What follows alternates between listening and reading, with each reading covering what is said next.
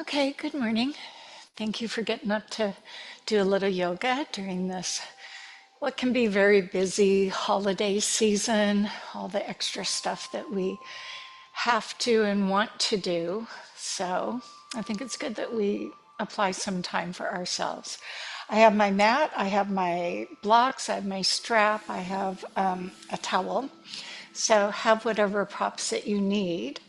We'll go through our general centering, and then after the centering, we'll do a little lubrication, we'll do a little posturing alignment, and then we'll do a little bit of flow. A few chaturanga is always good for the day.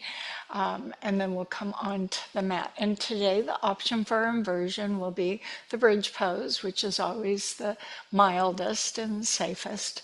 And you can do shoulder stand, or today, if you feel like, and you do these. I did a class at a hotel yesterday, and the young woman could do headstands. So if you want to taste that, I'll show you how to taste it. If you want to do it with the safety of a wall, you could do it. And if you don't want to do it, that's fine. You know, Paul McCartney does headstands still. And he's how old? Okay, so just saying, it should be something that continues in your practice, not something that you just out of the blue want to start and try, because there are safety concerns. So all that said, let's begin our practice. Now I'm using the buds because usually it's actually they're trimming trees, but it gets a little loud here. So I found this to be better. I will try not to breathe into your ears too much, but I do like to use Ujjayi breathing. So here's me taking my place on my mat. You can sit on a block, you can sit on your bum, you can sit in a chair. I feel like I'm Dr. Seuss. So I am using Sukha Asana. I have my blue pants on my blue mat, so good luck in seeing my legs. Drop the shoulders and then situate yourself with our attention that we would in Tadasana or any position by focusing on the Mula Bandha, the pelvic floor, the action of Uddiyana, that drawing in through the lower belly, the lifting and separating through the spine, the softness through the neck and the shoulders, and the crown of the head lifting toward the sky. Now, as you come to sit, if there's anything that speaks to you right away, like this just pulls on your back a little bit, remember you can hold on to your knees, lean back a little bit, and that will give the back some support. If you don't need that extra support, feel free to use a mudra gesture. That would be a finger or collection of fingers onto the thumb, and they all mean something different. Maybe one day we'll talk about our mudra gestures. And so as you select that position, and maybe at home you have a little background noise for yourself. And now we come to the moment to be present with our mind and body at the same place, not distracted or disjointed or multitask. And we do that by focusing on the breath. The eyes can be opened, lowered, or closed. Today, let's be invested in ourselves, as during the holidays we often invest in others, which is not a bad thing, but today, a little time for ourselves. Feel the nurturing sensation that comes from the breath. I often think of it as a friend who puts their arm around you and lets you know, I'm there for you.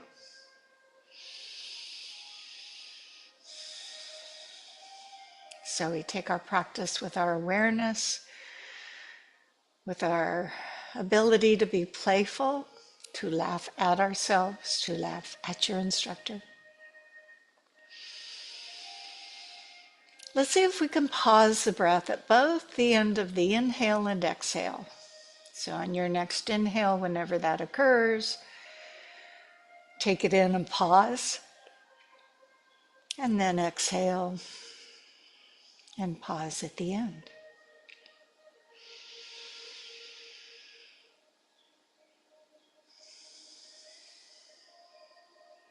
So the breathing happens with just a little bit of pause at the end. If you find you're getting dizzy or lightheaded, just come back to your natural breath. We often are shallow breathers in the course of our day.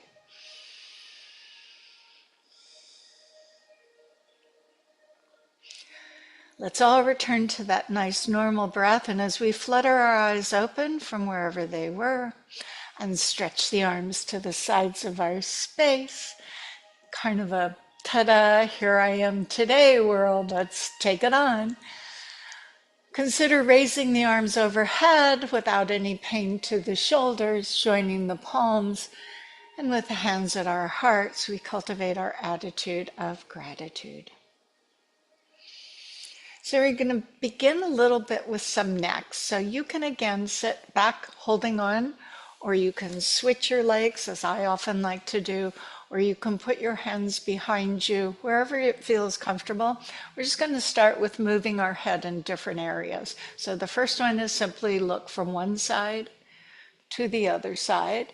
Not too quickly, as that can create a bit of dizziness. So just feel that your chin is moving toward that shoulder, and the other side. Stay invested in the breath.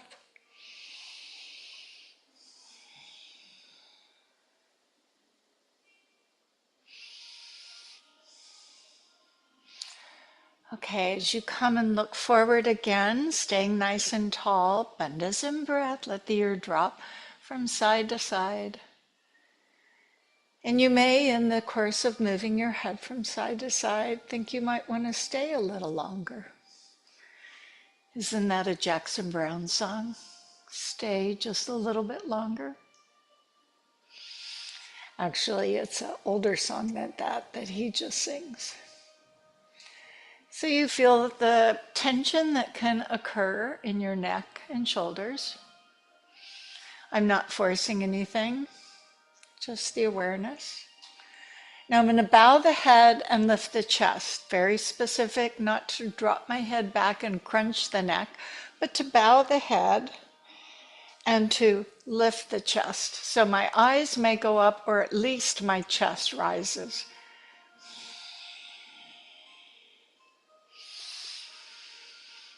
And I think you can figure out how the breath goes.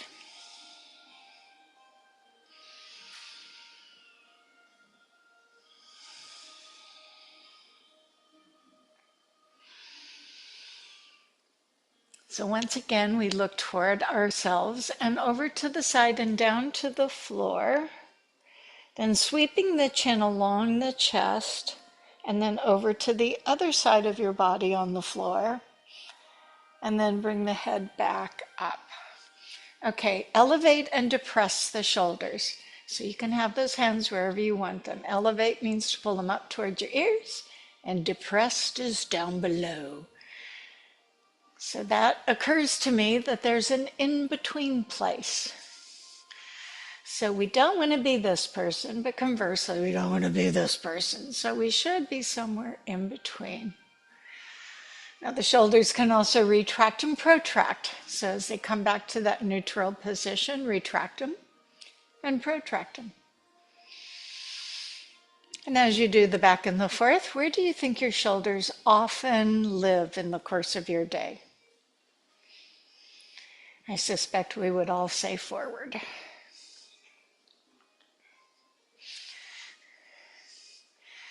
Okay, now let's move our hands to the side and imagine that someone is pulling the side of your shirt from one side to the other.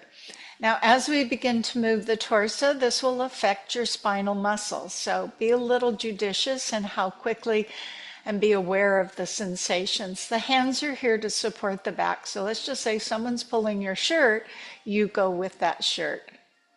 And then the other side. So you'll see that one elbow straightens as the elbow bends.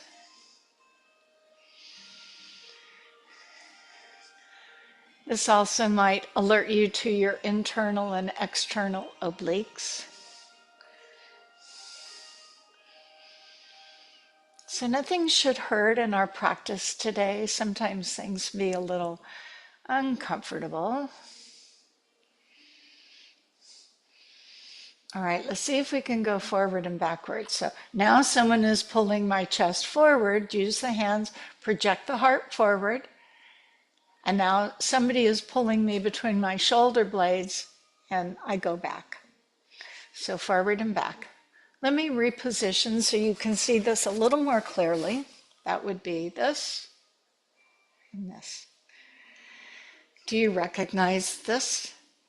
It's half of the cat and the cow, isn't it? Yeah. I'm just not using my head. I'm just focusing on the upper torso.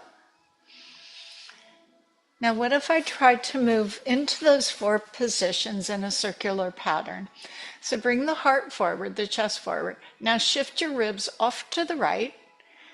And now going back, broadening through your back. And now the ribs come out the other side as they go in a circle pattern. Hands are there supporting your back. So the body has this ability to move in many different ways. Unfortunately, over time, we don't use all of them. Watch a little kid. They move every which way. Okay, pause. And now we're going to change and go the other way. So chest going forward, shifting to the side, going back and around. If you find this a bit challenging, what happens is we get stiff and the individual or isolation of certain parts of our body get forgotten, but we'll reawaken them today. Okay, let's lean back on the hands and bring the feet up, knees together. We know this one, right? Dropping the knees from side to side, and you can let the feet slide by one another, and if you want a little more, you keep them side by side. Take your time as you move, just seeing where you feel. I did lots of chaturangas yesterday, and yes, my shoulders are saying, I remember that. Rolling over your hips and being aware of your back.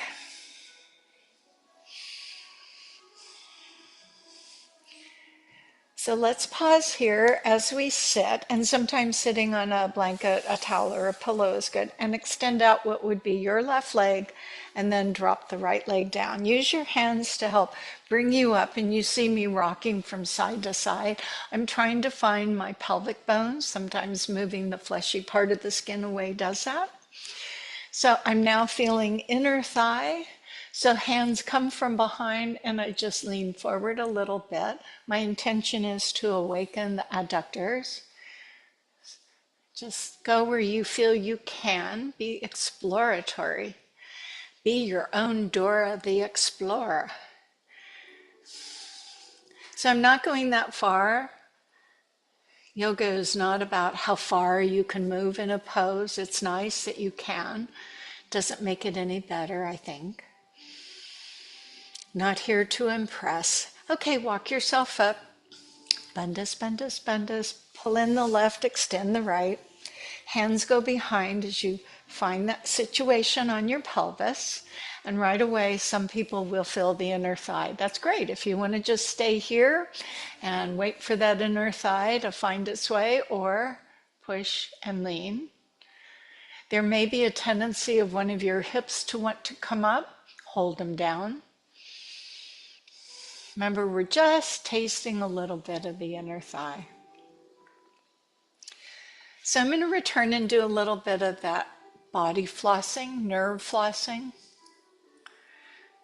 I just like the name of it. So we're going to do flossing today. And we draw all the way up and go ahead and pull that leg in. So you're going to have both legs in front, but the knees are bent. And I'm turning sideways because I think it gives you a better view. So 2 things will happen, and yes, you can lean on your hands behind.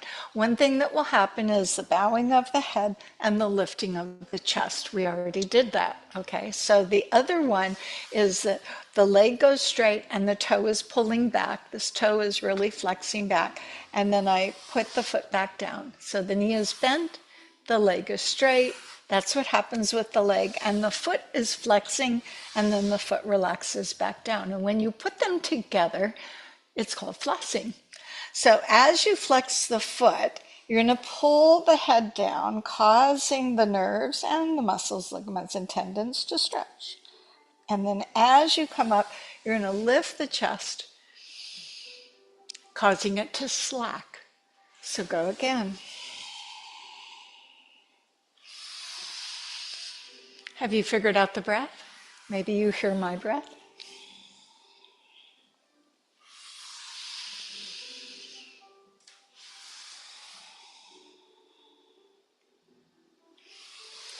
Okay, let's go on to the other side. So the leg slides out, you flex the foot, and that's when you're going down. And then when you bring the leg in, that's when you're going up. So think of the back of your leg as being stretched, and that bowing of the head pulls all those nerves which come from the brain and run down the length of your body. It's amazing to see how this body of ours are put together. Couple more.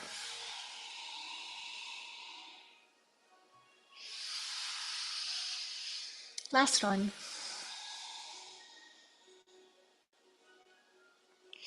Bandha Konasana, so bottom of the feet together. Again, sit on your bones, not on your tailbone. And then shift your hands forward. Now, if you're feeling your core, your back are strong, remove both hands simultaneously. But if you start to take the weight out of the hands and your back twinges, just do one hand at a time. It's fine. Sometimes that's my go-to. And now I hinge forward, so I want to protect my low back. Bandhas. And now go ahead, surrender. Let's do a full back body stretch. So I find that if I do my practice in the morning, I'm not as fully flexible as if I were to do it later in the day. So don't feel that if you come to your practice and you used to be able to do something, but maybe this time you can. It's not for any reason that your body is changed other than it's just maybe not as lubricated.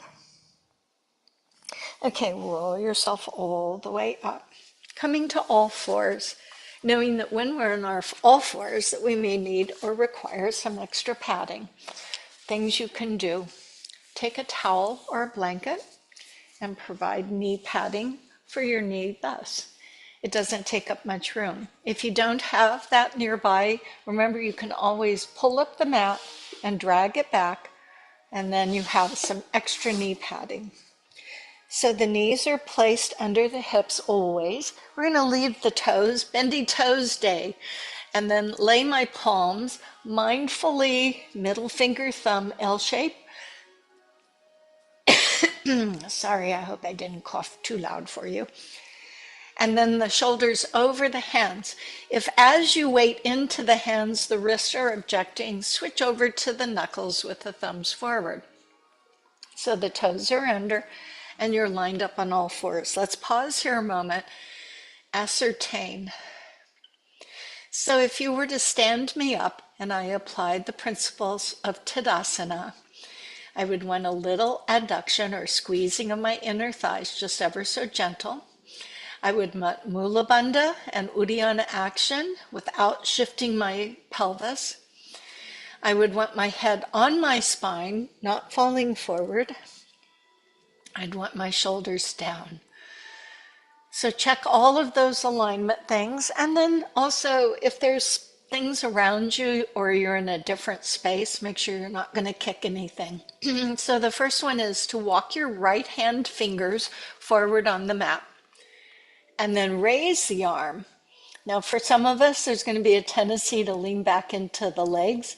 I would like to encourage you to stay over the left hand. The arm doesn't have to be high. It just should not be on the mat or maybe lightly on the mat. And you breathe.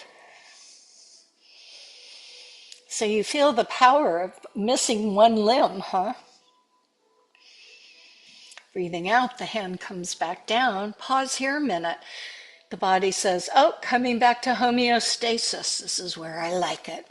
So anchor everything once again, and with the presence of breath, walk your left hands forward. And when ready, raise it off. So I'm just on 3 limbs.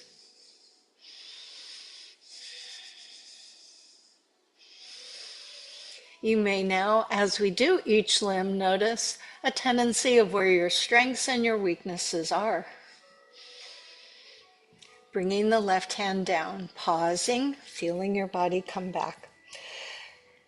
Now imagine that I am holding your hips so that they don't drop or they don't lift. And as I slide the right foot back, the toes are under. Make sure that right hip doesn't drop. It inadvertently does for some people. So hips are equal, just like the headlights. And then raise the back leg parallel to ground. It doesn't have to go high. It just needs to be long. From the tip of your head to the bottom of your foot. 3 limbs. Do you find it's easier with the leg? I do.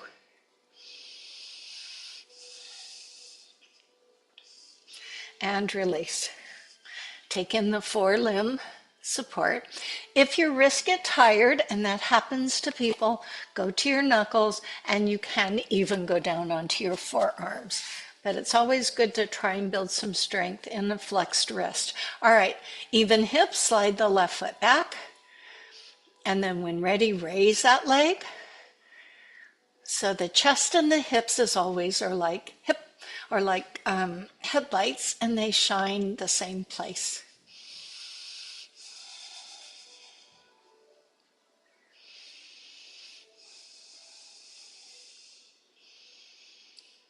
As you exhale, the knee comes down. My knees are going to widen a little bit. Now I'm going to relax the feet, backing up into either a full child's pose or a modified puppy dog pose. Just a moment to rest the wrist, recommit your intentions for your practice. Things around us call us to be distracted very often. Then I'm going to come up onto the knees, but I'm not going to be there very long. So from the knees, we'll do both legs. So you could do either leg that you want, and you're going to set the foot forward of the knee. So not foot under knee, this is where I'm going to end up, but to get there safely, my foot is beyond my knee. Now the other knee that I'm on, I don't want to roll over my kneecap, maybe you do, but I don't. So when I get forward and get supported, my opposite hand to support me, I'm going to turn the toes of the back foot under so I can lift up my knee and then set it back down. So I'm not rolling over my kneecap. I just think that's not a prudent thing to do. So slowly moving forward, opposite hand coming to the floor. You can use the other hand down if you want to as well. Turn the back toe under, get off that knee, and then reset it. So I didn't roll over my knee. This is about you relaxing through the hips.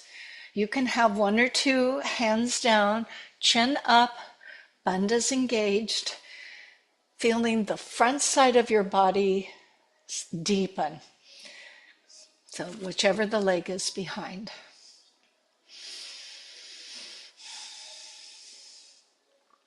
As I draw back, mindfully pulling in through the bandhas, backing up my hips. Now I'm going to turn that back foot in. This is my kickstand that I call it, turning my back toe in. Walk my hands up onto my leg. Slowly straighten my spine. My toe of the extended leg comes up, and then my heel might slide forward a wee bit.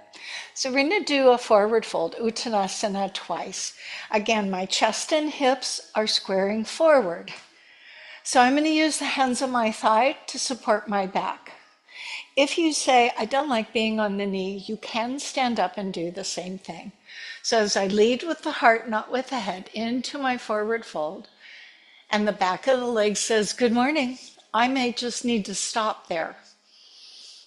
If you go further, that's fine. If you go further, that's fine. Again, further isn't better, it's just where you're allowed to go.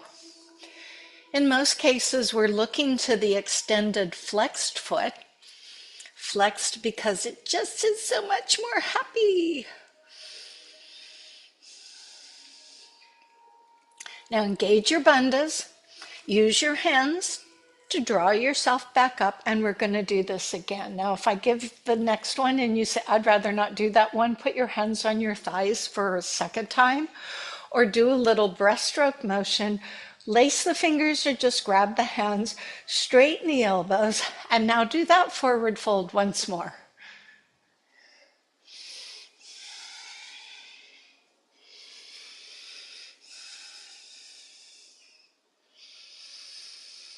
So if you ever feel you need the support, put the hands back on the legs, not on the knee or on the floor. If your hands are behind now, do put them down and support yourself as you come all the way up. Pull that front leg in, and we start the series on the other side. So the foot goes forward of the knee, pull up, other than sink down, lift. Gently move, knowing I'm not going all the way down, but I will go down and use my opposite hand on the floor, turn the back toes under, get up off that knee, and then let the hips push forward and softly drop the back knee, making sure that knee and ankle of the front leg are well aligned. Then just some heaviness, so just a little weight on your low back. That doesn't mean we're not zipping our zipper though.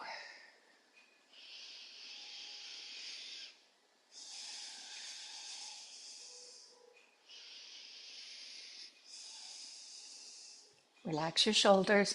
Now engage through the bandhas as you begin to pull back. Turn that back foot in a little.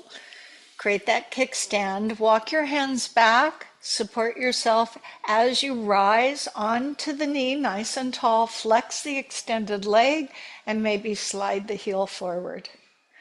So with hands on thigh, Uttanasana, leading forward. Now we have two sides to the body. So maybe the side is more or less responsive. So we're not here to judge, just to observe. Sometimes you do something the same on one side, but not on the other. So that's just an observation. Again, keeping a flexed foot, and that's maybe where your focus is. Continue to breathe. All the feeling should be in the back of that extended leg.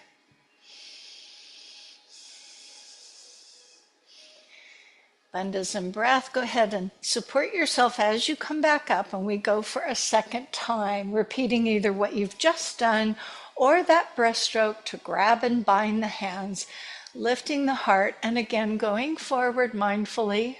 We're not here to break ourselves, do any damage.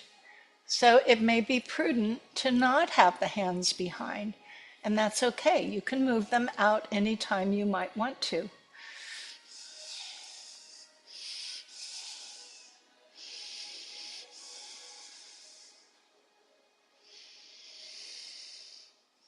If the hands are behind, go ahead and bring them down. Support yourself as you come all the way up, and we're going to move to a standing position. Make sure blood pressure is. Try not to use your hands as you pull in that front leg. Can you just kind of shift your weight forward onto the front leg and stand up or not? You can use your leg if you need to. I'm going to move my towel off to the side.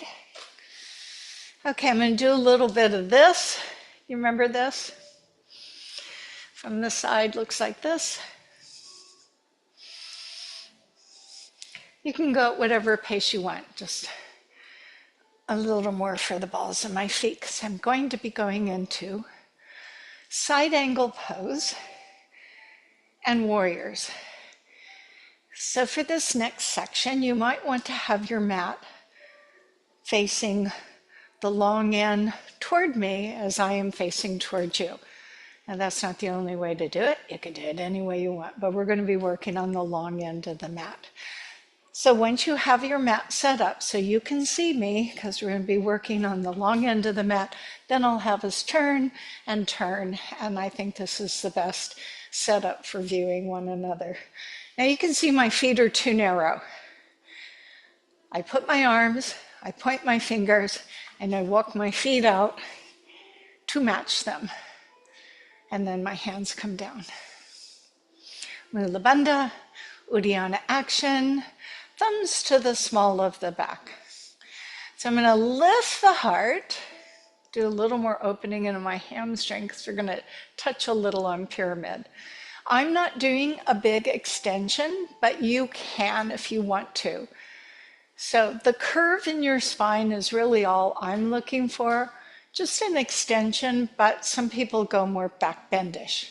The young woman with me yesterday had a lot of flexibility in our spine. On the exhale, bring your hands forward onto your thighs so that they lend support. Bring the heart forward as you hinge. You know I'm fond of hinging. From the spine over the pelvis, lean into your toes, a little more opening in the hamstring. Feel free to stay here supported or slide the hands down towards your shins, and you may be the person that can put the hands on the floor under your shoulders, and you may be the person that even could put the hands and the head down on the mat.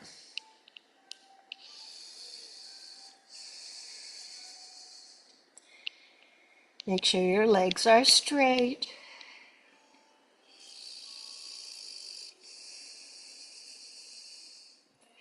Now we're coming up from our first big forward fold, so don't you feel all the fluid in your head and your eyeballs? So we want to come up mindfully as our blood pressure may have been affected. Imagine the giant pillow between the legs as you remove the hands to the small of the back, and as you squeeze that pillow to protect the back, keep looking down until your spine is up, and then slowly travel your eyes forward. And then once you're looking forward, you should be okay, but if you're ever lightheaded, sit down before you fall down. One more time, two more times. Inhale, lift the heart. Exhale, forward fold. Now this time, again, if you are very tight in the back of the leg, you're welcome to stay with hands on thigh above the knee or down to the shins, or lift up your big toe and take your first and second finger and with the palms facing inward, not outward, grab that big toe and then put your thumb on your fingers, not the floor. And you use the toes as little handles and you pull yourself into that forward fold.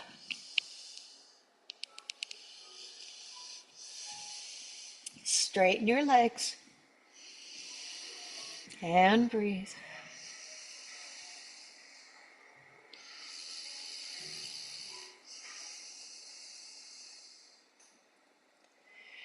As you release, put the hands to the small of the back, squeeze the imaginary pillow, keep your head down as you unfurl your spine.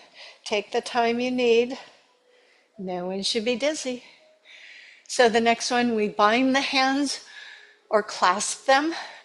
After we inhale, lift the heart.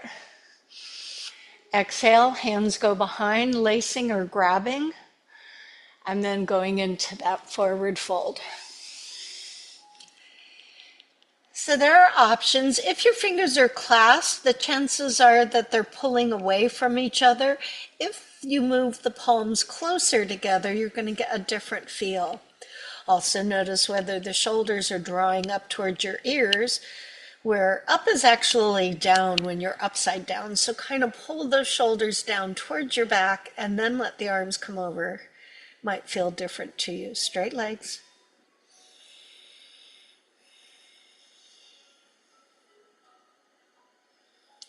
This time you're going to release the arms, bend the knees, put the hands on the thighs, pause in this wide stance, and roll yourself up. Everybody good? Take the leg, which I believe will look like the right, and turn it to the right. Left foot skews in a little. You can either turn the toe in or you can turn the other heel out. So we are foundationally in what? Warrior. So I'm going to bend the front knee. Go ahead and look down there. And turn your body to face the long end of the mat. So we know this to be what? Warrior 2.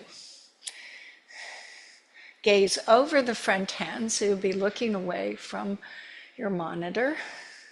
Commit to the lunge, roll into pinky toe side of back leg.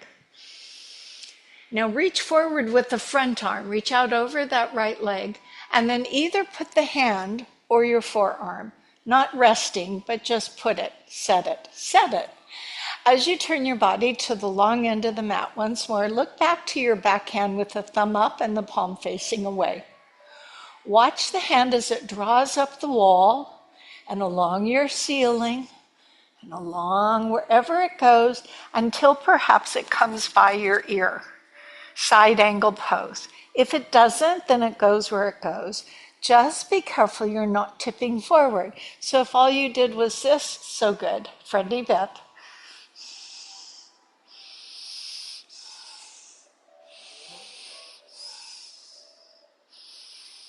Use the top arm to lift. Return back to warrior two. Keep the front knee bent. Soften the back hand on the back leg. Flip the palm up on the front arm. Commit to your lunge, the exalted warrior. So raising the palm up again, drawing a line up your wall, along your ceiling, and that's maybe enough, or you go further. Everybody got some play in this one.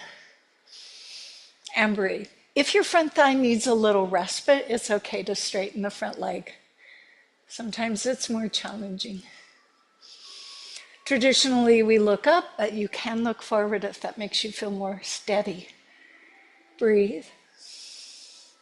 Let's all return back to warrior two.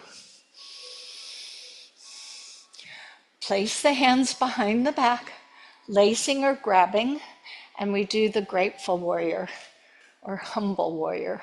So as the arms straighten, you lean down, moving your head inside that front bent knee, and the arms come up.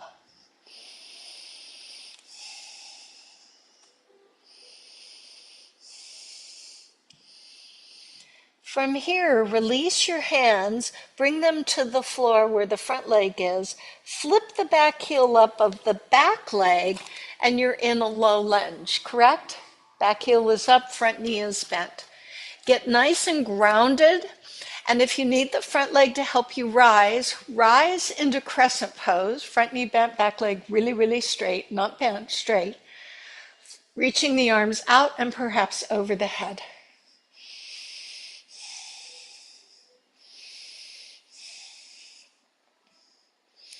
Putting the palms together, bringing the hands to the heart, leaning ourselves forward. Drop the back heel. As the opposite arm comes back into warrior two, I straighten the front leg and turn to face one another. And we're back. Breathing, bandhas, bandhas, bandhas. All right, let's go ahead and turn the other leg to the short end of the mat. The back leg inward, whether it's the heel out or the toe in. Keep the body facing the long end of the mat. Now begin to bend the knee. Check out that it does get out there over the ankle. Open the arms. Gaze down the front hand. So sometimes the back arm wanders in, and sometimes the body is turned and the arm goes back. So the body face side, the long end of the mat, turn the head, commit to lunge. Virabhadrasana 2. Slide forward. Use the hand, more modified, forearm a little more. Look to the back hand, thumb up. Trace the wall. The line goes along the ceiling, continues up, goes as far as it feels it can. And you may find a discrepancy between the two sides, as I do, or not. Breathe. Side angle pose. Release the high hand. Return back to warrior two. Soften the back arm. Palm up on the front arm. Stay committed to the lunge unless it becomes really burning, and then you can straighten it. As we now let the hand in front travel up its wall and ceiling. So the hand back here I'm not resting on, but sometimes it's a nice little marker. Are you above the knee? Are you below the knee? And then you just see where your arm goes, comfortable for your back. Looking up if the balance allows, or looking out or down. And breathe. You can straighten that front leg. Sometimes that's challenging.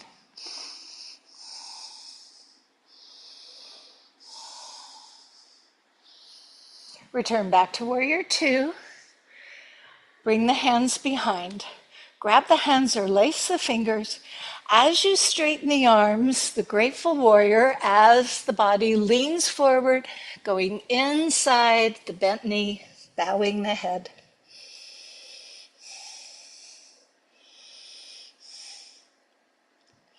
Release the hands to the floor. Pivot on the back foot so the heel comes up and drop into your lunge. Ground your feet, and if you need that front thigh, use the front thigh. If not, stand yourself up. Arms go forward or over your head. Back leg straight. Crescent pose. Bring the hands together and into your heart. Lean forward, drop the back foot, rise up and turn forward. One more standing. So turning the right foot and then turning the left foot. Not all the way parallel, but turn it in a little more. Now position your hips and your chest toward the long end of the mat. And as we did in that hamstring stretch, hands upon the thigh. Uttanasana. Lead with the heart, hands on your thigh, hips here, don't let the back hip pull away. Use your hands on your thigh or on your shin. You could use blocks here, but always to know that you can use your own body leg if it happens that your hands can come to the mat. Some people lay the body down and put the face at their shin. Big pull at the back of that front leg, yes. Bandhas and breath. As you walk yourself back up, we repeat the same thing we did in that kneeling position. So a little breaststroke. Option 1, you put the hands in reverse namaste. So your palms come together at your back. Option 2, grab at the elbows. Option 3, lace the fingers. And then wherever you are, head in toward forward fold.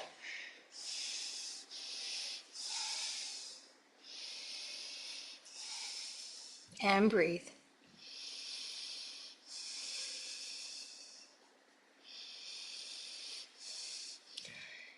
Release the hands from behind you. Use them on your leg to assist mindfully rolling up. Blood pressure and turn center. Go on over with the other foot. Turn the back foot in. Square out your hips and chest. Same options for hands. Reverse namaste, grabbing the elbows, or lacing the hands. It's just a variation. And then lead with the heart. That back hip stays forward. Sometimes it wants to turn open. So if you don't go very far, that's okay. Lots for our hamstrings today, huh? And breathe.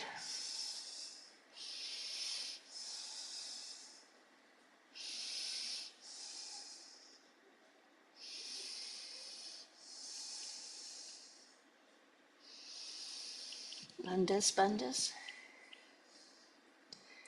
Releasing the hands to your thigh, using that thigh for support as you mindfully engage your core, bring yourself up, check in with your blood pressure, turn your toes forward, walk your feet in. How about an impatient mother? Impatient mother, impatient grandmother. Bending the knees, draping forward. You can hang or you can swing. Head is hanging out.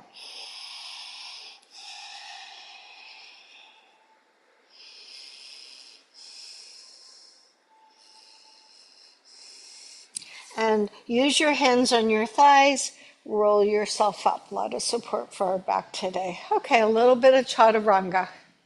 Stepping to the front of the mat. Tadasana. This is going to raise our heart rate a little bit, and that's okay. I am going to hold the chaturanga. That means when I go down, I'm not going to touch. I'll say hover, and then you can crash on the floor. No, you can then lower on the floor. Tadasana.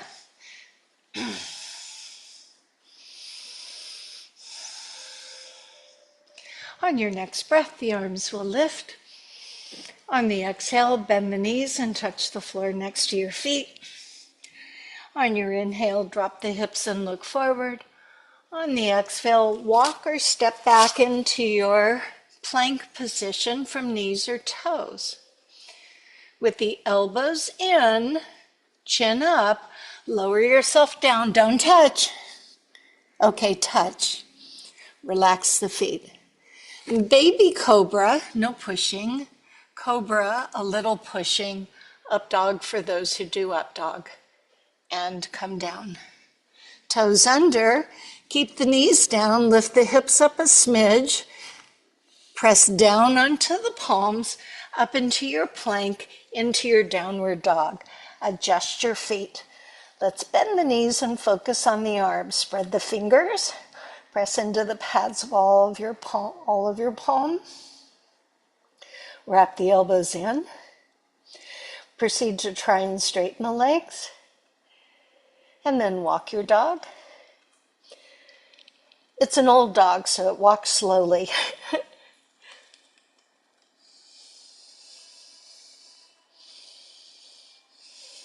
Raising both heels up, breathe in. Bend the knees, sit back, look forward. Walk, step, or jump your feet to where your hands are. Dropping the hips, lifting the chest. Putting the hands on or around your calves. Keeping the body towards your thighs, we bow over and draw together, forward fold. Do you find an improvement from all the hamstring stuff we did? Perhaps. Bend the knees, release the arms, keep looking down till your body is up. If possible, raise the arms and join the palms. With hands at heart, we return.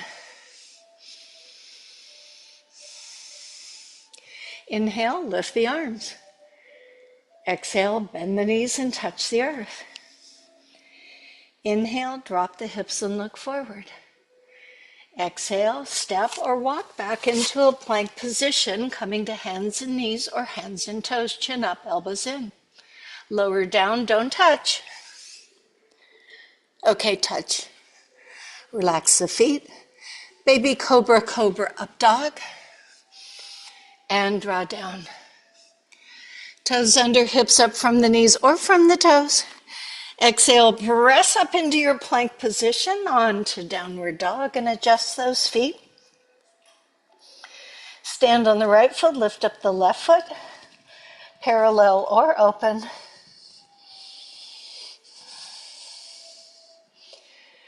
Bring the left foot down. Take a breath, lift the right leg, parallel or open. Put the right foot down. Raise both heels. Bend the knees, sit back, look forward. Walk, step, or jump to your hands. Drop hips, lift chest, inhale. Exhale, hands behind or around your calves, bow over, forward fold. Bend the knees, release the arms, rise on your own terms. Up, hands at heart.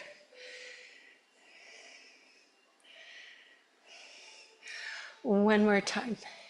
Inhale, arms lift. Exhale, open the arms, bend the knees, and touch the earth. Drop the hips, lift the chest.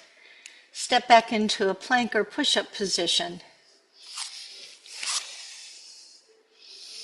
Coming down to hover and relax. Baby cobra, cobra, up dog, and lower down. This time we come to child's pose. So stay on the knees, but do lift the hips. Push up onto hands and knees. Make your way to puppy dog or a child's pose.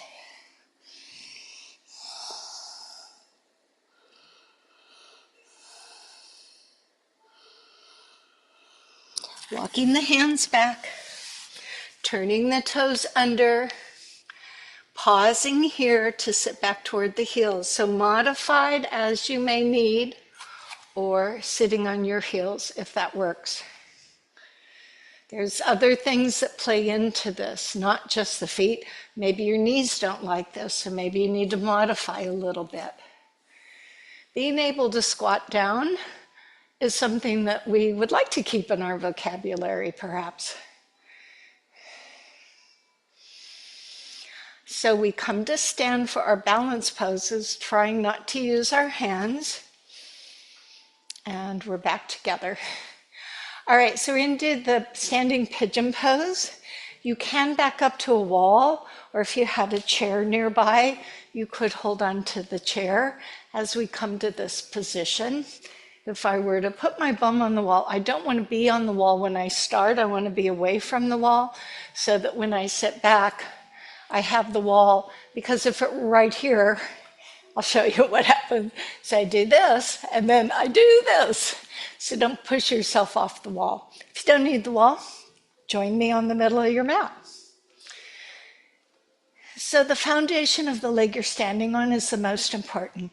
Let's begin with it. Root down on one of your legs. Won't matter, we're going to alternate. Lift out of that grounded leg.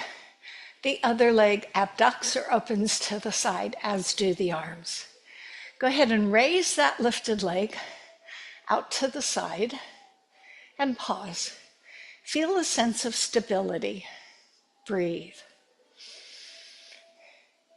Carry the leg over your thigh and then the hands to your heart.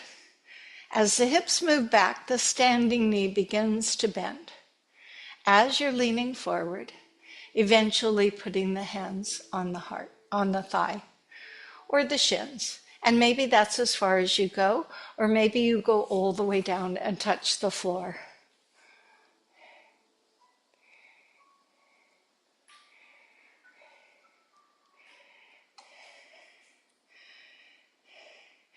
And you breathe. It would be okay if you ended up wanting to touch the floor.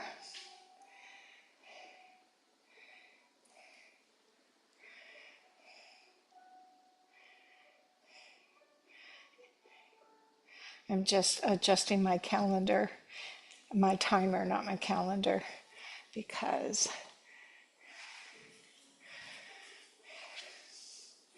now the hard part is coming back up.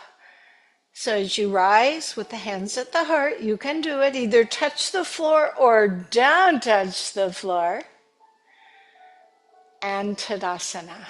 It's good to have 2 feet on the ground. And breathe. So we did the other side.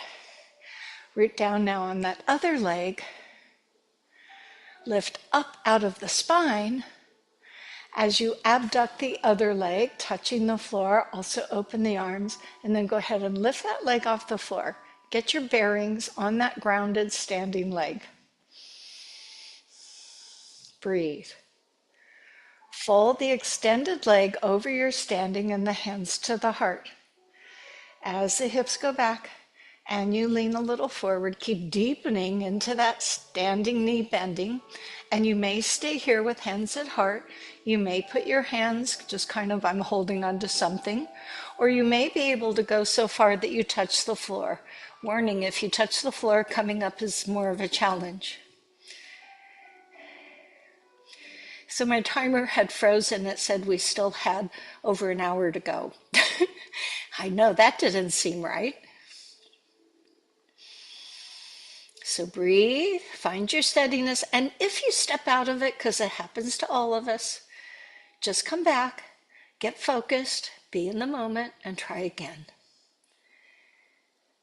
Okay, as we come up with our hands to our heart, opening the leg, you can touch the floor or not, ta-da, and return to Tadasana.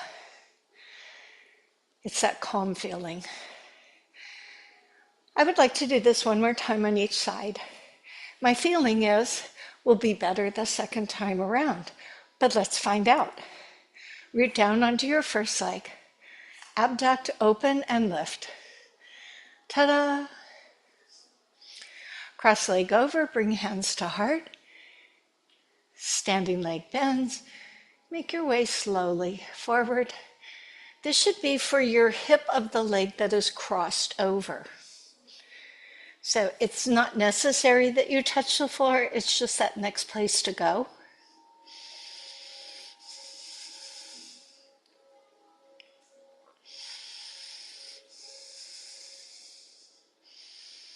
Let's all return with our hands to our heart to that standing position. Open the legs, open the arms, ta-da. Close the posture. Cultivate calm. Root on the other leg. Abduct, lift up. And then fold the leg, hands at heart. Hips back, chest forward. Go to the floor or don't.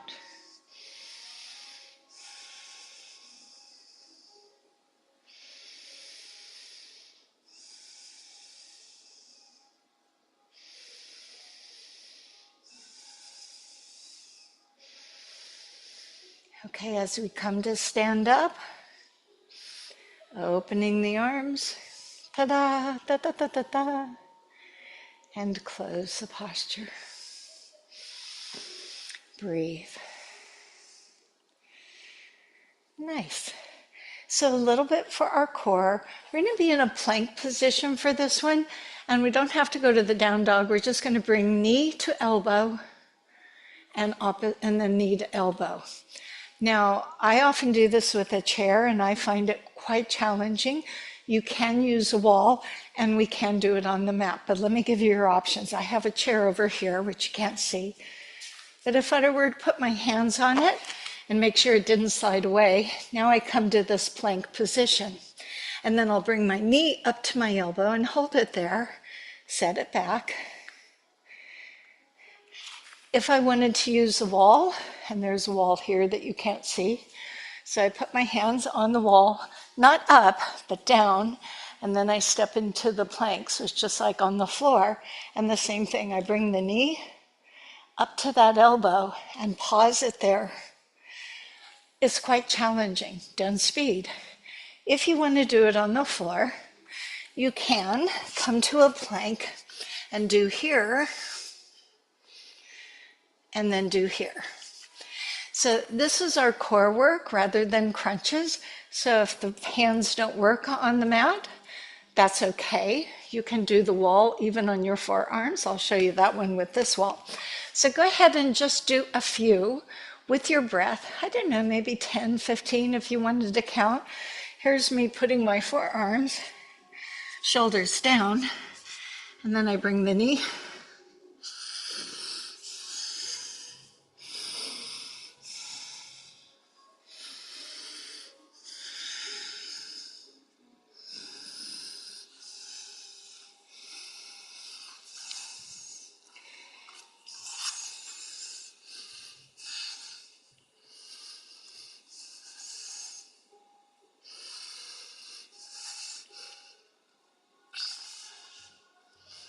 Can you hear me efforting? At some point, it may be the time for you to move into a child's pose, for whatever reason.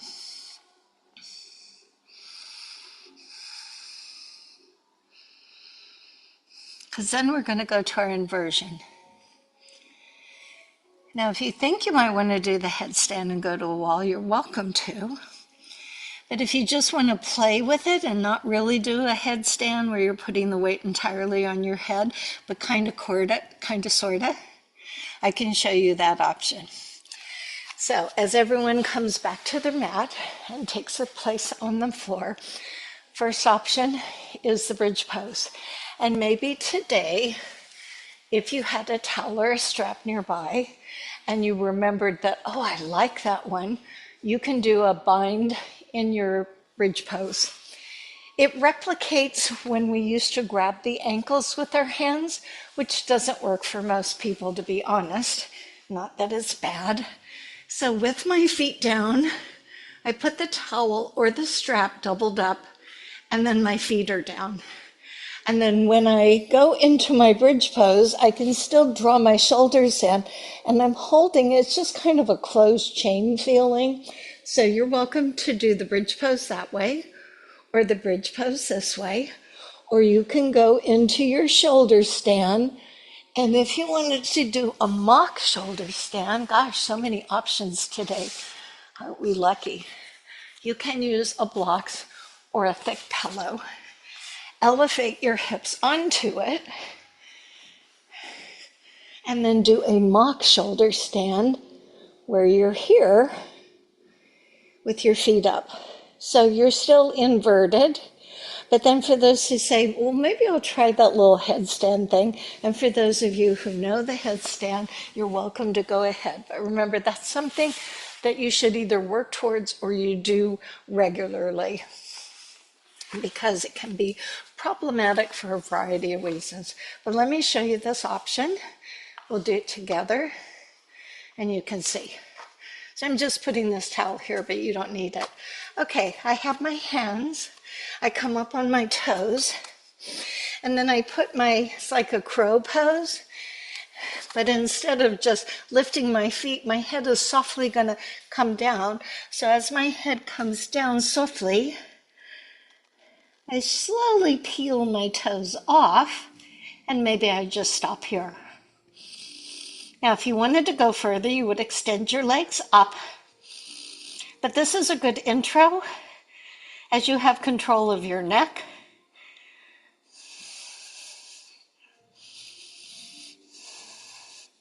Think of Paul McCartney.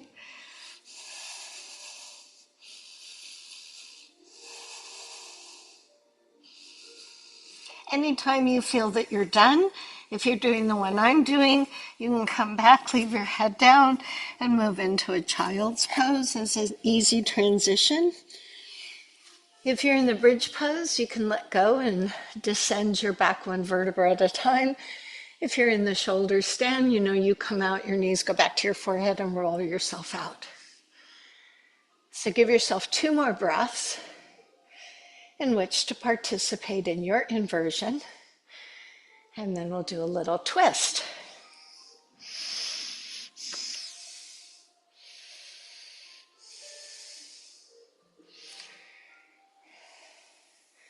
Make your way out of your inversion option.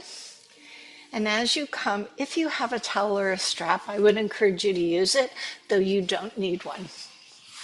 You can just do the traditional, which I will show you now, when you're on your back, one leg is straight, one knee is bent, and you carry the leg across. We do this one often. If you have a towel or a strap nearby, you're going to make it into its long end, and you're going to put it over the foot. So whichever knee is coming across, it's the opposite arm that's going to hold it, and your other arm goes out to the side as a counterbalance. So whichever knee is up, that arm is out to the side. The knee that's bent has the strap or towel around the foot. On your exhale, you carry across, and then that elbow that's holding the strap or towel comes down and anchors on the floor. From here, consider straightening your leg. So the leg should be parallel to ground, not down on the ground. That's a bit much for the hip.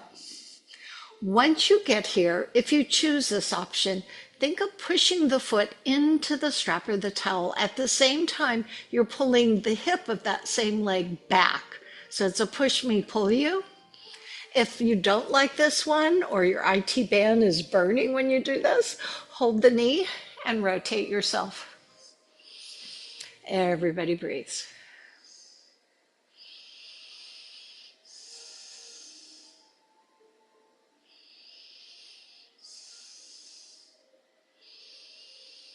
Gently make your way onto your back.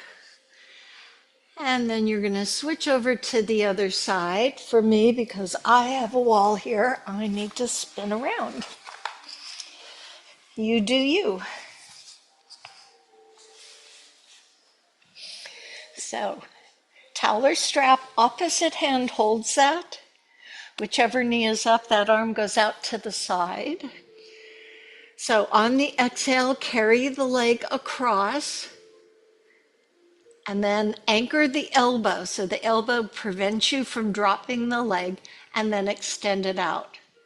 Now for some people, this IT band that runs along the outside of our leg can be very tight, and this can make you feel like you're burning. So if you need to bend the knee and relax it, that would be appropriate. Otherwise, push through the foot and then pull back from the hip. Bandhas in breath. Again, if this doesn't serve you, then bend the knee, do that traditional twist.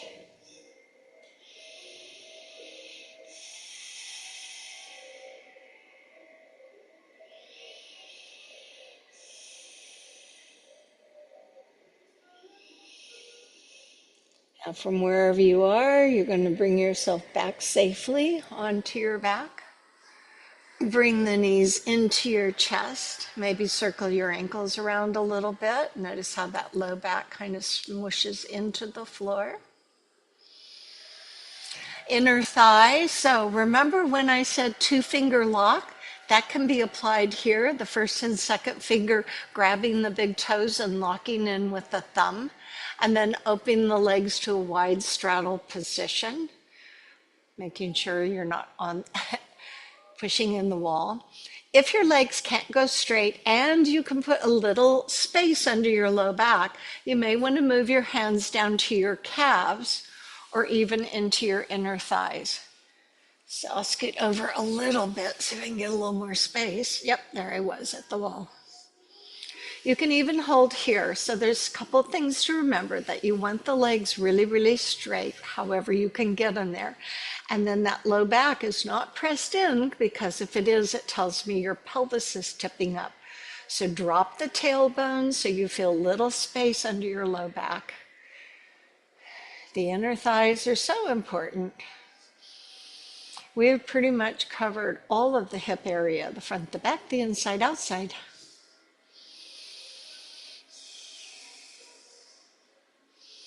Go ahead and bend the knees. And then you can either roll to your side to prepare for Shavasana, or you can rock yourself up and get whatever you need. That could be foot coverings, that could be a blanket, that could be putting your robe back on. I don't know, but you'll figure it out. So we're coming to a time where we relax and do nothing.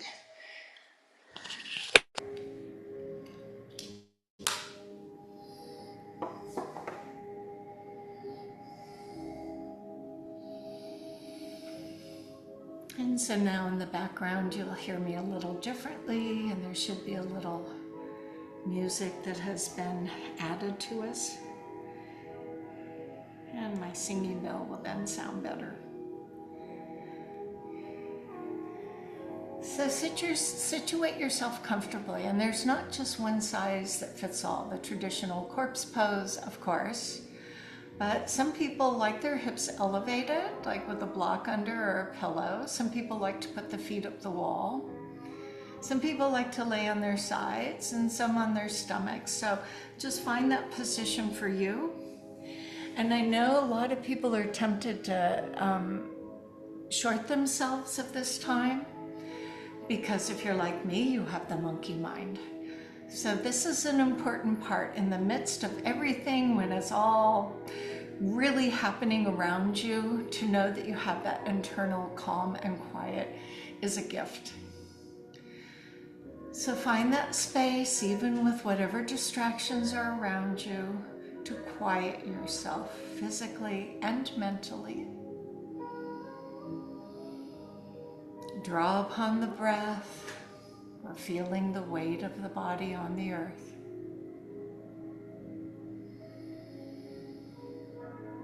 Waiting in the quiet with a little background until I ring the singing bowl. Let this time be yours.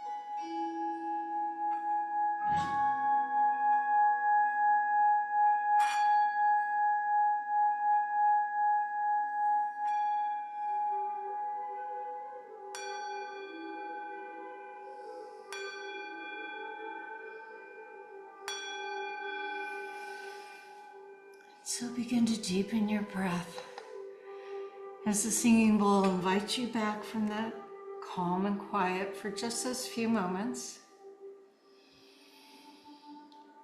And with that breath, feel free to stay as you are, to roll onto your side as I share our thoughts for today, which begins with a quote from John F. Kennedy, who I think we all remember this, said, "Others have seen what is and ask why. I have seen what could be and ask why not."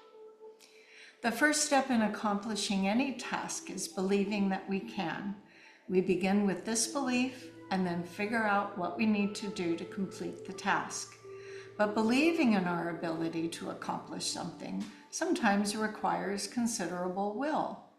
For one reason or another, there may be many voices telling us we can't or we shouldn't attempt a particular task. If we listen to these voices, we have failed before we even try. And so thought first today, I will believe in my ability to do what needs to be done, and I will figure out a way to do it. And so with that said, bring yourself to a seated position. So I think that today's little thing was for me. I have lots to do, lots of tasks to accomplish, important ones. And so that helps me to affirm that I can and I will get them done. And if you're in that same situation, I wish you grace and ease in pursuing those eventualities.